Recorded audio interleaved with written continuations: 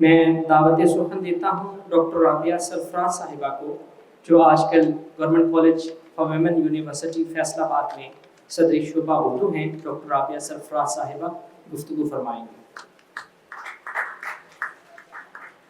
بسم اللہ الرحمن الرحیم۔ آج کی تقریب کے صدر اور معزز مہمانان گرامی، السلام علیکم۔ میں ممنون ہوں پروفیسر ڈاکٹر عبدالرؤف رفیقی صاحب کی کہ انہوں نے مجھے آج کی اس بین الاقوامی کانفرنس میں اپنے خیالات کے اظہار کا موقع دیا۔ میری آج کی گفتگو کا موضوع ہے جہاں ہے تیرے لیے تو نہیں جہاں کے لیے۔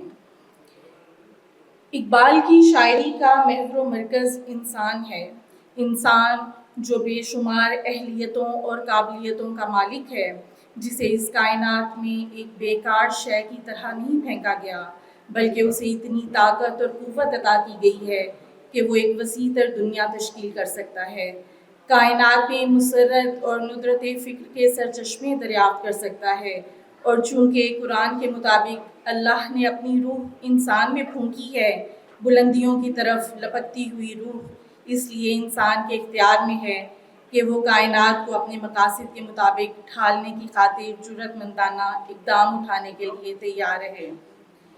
اس جہان کی پراسرار حرکت اور وقت کے بے آواز گزرتے چلے جانے کا سلسلہ، جو انسانوں کے لیے محض دن اور رات کی آمد و رفت ہے، دراصل اللہ تعالیٰ کی عظیم نشانیاں ہیں۔ اقبال مظاہر فطرت کی اہمیت کو سمجھنے پر زور دیتے ہیں، کیونکہ فطرت تک مظاہر کے پردے چاک کر کے ہی پہنچا جا سکتا ہے۔ کائنات کے ذرے ذرے پر آدم کی ایک ایک حرکت کا عکس ہوگا اور اس کے افعال کا نقش بیٹھے گا۔ زمانہ اس کی آنکھوں کے اشارے سمجھے گا اور آسمان کے ستارے اسے رشک کی نگاہ سے دیکھیں گے، مگر شرط صرف یہ ہے کہ وہ اپنی خودی تعمیر کرے، اپنے رب کو پہچانے اور اپنی منزل کے حصول کے لیے اپنی قوتوں اور فطری صلاحیتوں سے کام لے۔ اقبال مشرق و مغرب میں نئے دور کے آغاز کی پیشگوئی کرتے ہوئے افراد کو عمل کی جانب راغب کرتے ہیں۔ یہ پیشگوئی ظلم و استبداد کے خلاف ہے، اس استحصالی نظام کے خلاف ہے جو محنت کے باوجود افراد کو ان کا حق نہیں دیتا، جہاں حکمران عوام کے پیسوں سے اپنے خزانے بھرتے ہیں اور ان کے خون پسینے کی کمائی پر عیش کرتے ہیں۔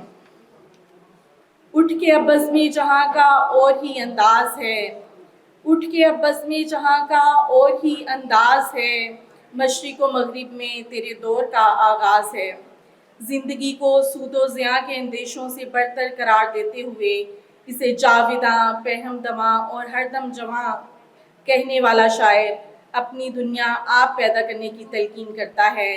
اپنی دنیا آپ پیدا کر اگر زندوں میں ہے، سر آدم ہے ضمیر کن فکاں ہے زندگی۔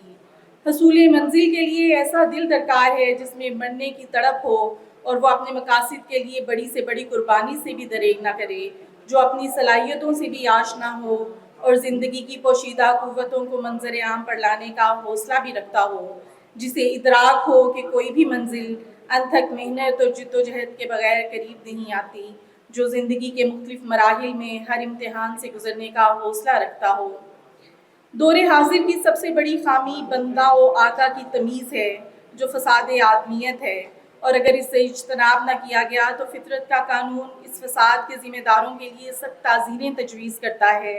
جہاد زندگانی میں یقین محکم، عمل پہم اور محبت کو فاتح عالم اور مردوں کی شمشیریں قرار دیا گیا ہے۔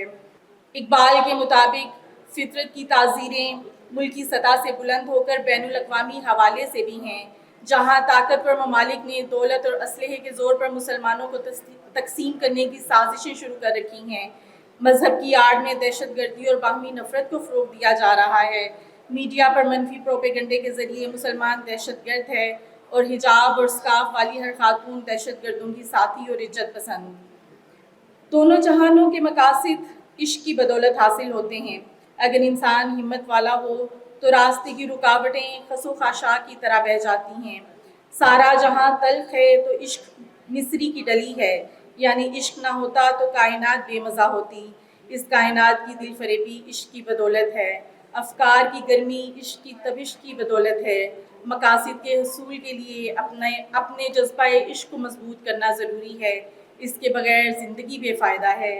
عشق سے پیدا نوائے زندگی میں زیر و بم، عشق سے مٹی کی تصویروں میں سو ستم بدم، آدمی کے ریشے ریشے میں سما جاتا ہے عشق، شاخ گل میں جس طرح باد سحر گاہی کا نم۔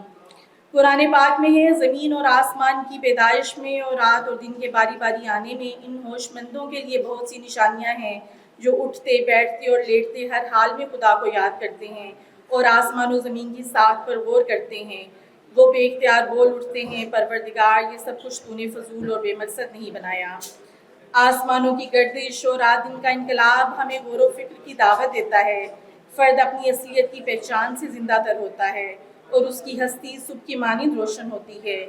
آزاد آدمی کا کام ہر گھڑی نئی چیز پیدا کرنا اور فکر کے نئے زاویے دریافت کرنا ہے، اس کی فطرت میں تکرار نہیں ہے۔ فرد اور قوم ایک دوسرے کے لیے آئینے کی حیثیت رکھتے ہیں اور فرد ملت سے عزت حاصل کرتا ہے۔ عشق انسان کو ایک مقصد کی طرف لے جاتا ہے۔ خواہشات کو ترک کر دینا موت ہے، لگاتار کوشش سے امید قائم رہتی ہے اور نا امیدی زندگی کے لیے زہر قاتل ہے۔ وہی ہے صاحب امروز و فردا جس نے اپنی ہمت سے زمانے کے سمندر سے نکالا گوہر فردا۔ بہت شکریہ۔